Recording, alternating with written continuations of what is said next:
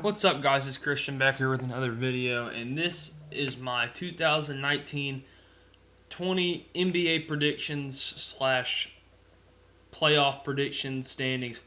I'm just calling it predictions. That's the easiest thing to call it. Season starts tomorrow night. You got the Pelicans and the Raptors, and then the Clippers and the Lakers. So, I'm actually looking forward to the NBA a lot this year because, you know, this is probably the most parity we've seen in the NBA in a long time, with the super teams that have been built lately. But there's actually parity this year, I think. I really don't know who's going to win the NBA championship this year, which is something I haven't thought of in a while. The last few years, you knew it was going to be the Warriors or the Cavs or the Warriors or the Rockets or something like that. You knew that was going to happen. This year, it could be the Lakers, Clippers, 76ers, Bucks, Nets, Rockets. You never know at this point. So first thing I'm going to do is I'm going to give my conference standings 1 through 8 for each conference, West and East, and then I'm going to give my playoff predictions based on those standings. So we're going to start off in the West. At number 1, winning the Western Conference, as the top seed in the Western Conference, I have the Los Angeles Lakers. LeBron James, Anthony Davis, would be DeMarcus Cousins if he didn't get hurt. There's not really much I got to explain there. They got some good young players too. I think the Lakers and then I have the Clippers at the 2 seed. I think one of those two teams is going to finish first in the West. And the Clippers have a great duo too, in Paul George and Kawhi Leonard. I think that's going to be a great. If it happens, I think that'll be a great West final. It's kind of funny that it'll just be in one city, but LA's loaded this year. Both teams are loaded this year, so it'll be interesting to see how far they get this year and what they can do. And number 3, I got the Houston Rockets. Adding Russell Westbrook, I think, was huge for them. They've been close very recently. They had, if I remember correctly, they had a 3-2 lead on the Warriors and lost it in 7. So, and I'm talking 2 years ago. That wasn't last year, I don't think. Was it last year? No, it wasn't last year because they lost to them in the semis. It was, year before. The Rockets have been close, but they just haven't been able to pull it together. So we'll have to see what them adding Russell Westbrook can do for them, if that can push them over the hump. I have them as the 3 seed in the West. Number 4, another team that's struggling to get over the hump, is the Portland Trailblazers. They were close this year, but they ran into the Warriors, and they haven't been able to beat the Warriors lately. But I think, they just got Hassan Whiteside. I think that's a good addition for them. Damian Lillard and CJ McCollum are both going to be what they always are. So I think Portland could potentially have a pretty good run again this year. 5 seed, I got the Golden State Warriors. You're still going to have Curry and Draymond Green, but Klay Thompson is out pretty much the whole year with a torn ACL, if I'm correct, from the finals. And, I just don't see this team doing what it's done in years past.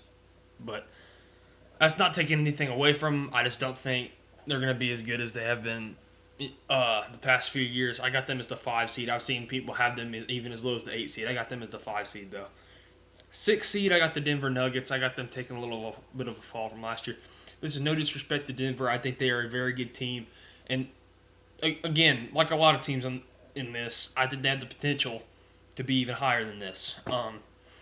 The West, I think, is a lot more parity than the East. That's just my personal opinion. But the West, I think a lot of these teams you can flip-flop and no one's going to argue with you.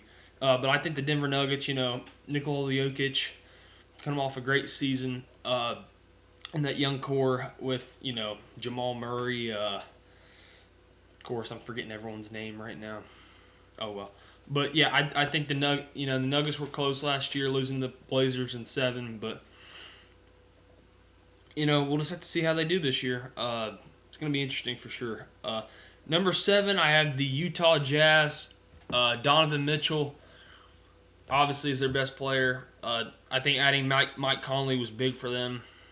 But I just have them as the 7 seed. I was gonna put them at 6 and Denver at 7, but I just couldn't put Denver at 7. But it's enough.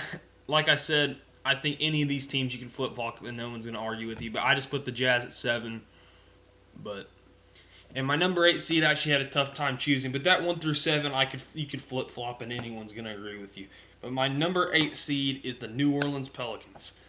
Now, I'm not feeling as good about this right now, seeing that, but I already had this bracket made, so I'm not feeling as good about this right now, seeing that I got an alert today that Zion Williamson's going to be out 6 to 8 weeks. 6 to 8 weeks.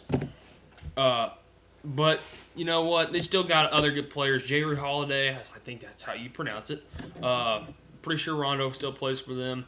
You'll have to forgive me on some of this NBA knowledge. Like, I watch the NBA a lot, but I don't watch it as much as a lot of people do, where they watch every freaking regular season game. I just don't do that. But and they keep up with every single player like it's life or death. I'm not that big into the NBA, but I would say I'm a casual NBA fan. But anyway, I got the Pelicans at 8 just because I was looking for a team there to put in the 8 seed. And I was like, you know what, let's put Zion and the Pelicans as my 8 seed. So, one more time, my West standings are 1 seed Lakers, 2 Clippers, 3 Rockets, 4 Trailblazers, 5 Warriors, 6 Nuggets, 7 Jazz, and 8 Pelicans.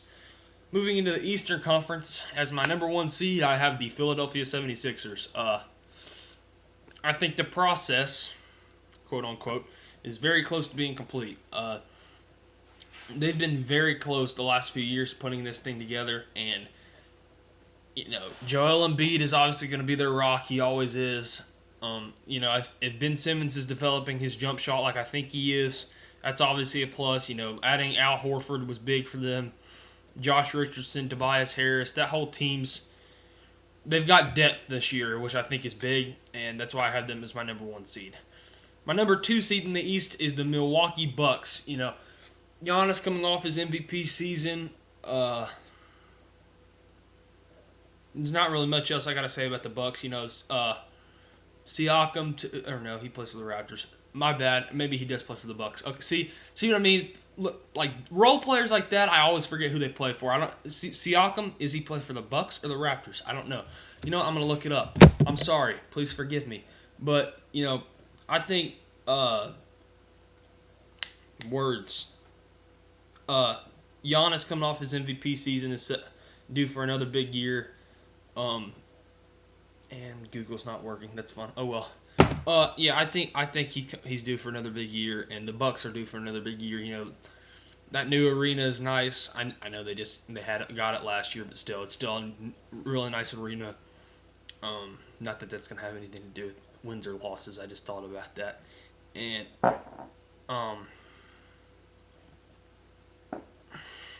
excuse me. And I think that's just why I have them at number 2, is because Giannis is going to be the difference maker for them. Number 3, I have the Brooklyn Nets. Even though they're not going to have KD most of the year, probably all the year, Kyrie Irving's still going to be big for them. D'Angelo Russell, or no, he plays for the Lakers. See what I mean? But yeah, I think Brooklyn at 3 is they got a good young core young players. So I think Brooklyn at 3 is pretty realistic expectations for them. That's the word I was looking for. Number 4, I got the Indiana Pacers. Even though Victor Oladipo is going to be out for a lot of the year, or I don't know if it's a lot of the year. I don't really remember what the timetable is on when he's going to return. He might be returning opening night, whenever they play Wednesday or Thursday. But I think the Pacers are returning a lot of good players, and they can come back and have a good seed in the playoffs again like they did last year. The 4 and 5 seed in the East for me is actually flipped from what it was last year, if my memory serves me correct. At 5, I have the Boston Celtics. They lost Kyrie Irving, but they get Kemba Walker and Enes Kanter. And a lot of players like that I think are big for them. They still got Marcus Smart, if my memory serves me correct. They still got a lot of their good players, but they don't have as much as they did, but they still got a lot of decent, pretty good players. So I got Boston at 5. Number 6, the Toronto Raptors. The defending NBA champions. I just see them taking a fall. They lost Kawhi. A lot of that. They lost a lot of key players from that championship team. So that's why I had them at 6. There's just no way I don't see them taking a fall. Number 7, I got the Orlando Magic. Don't really know why I put the Magic here. 7 and 8 was hard for me to choose because I was literally just rolling through with teams. I was like, who am I supposed to put here? But I ended up putting the Magic there just because they were there last year. If I'm being honest, I can't name one player that plays for the Magic. But, they gave the Raptors somewhat of a series last year, so I got the Orlando Magic as my number 7 seed. And my number 8 seed, the Atlanta Hawks. I think second-year player Trae Young puts it together for the Hawks this year and gets them back to the playoffs. Obviously, Hawks fans would love that, and I think that'd be a realistic goal for the Hawks this year is to get back to the playoffs. And now I will be giving my playoff predictions based on my standings. So in the West, so I'm gonna do the first round first. In the West, 1 seed LA Lakers against the 8 seed New Orleans Pelicans. I got the Lakers there.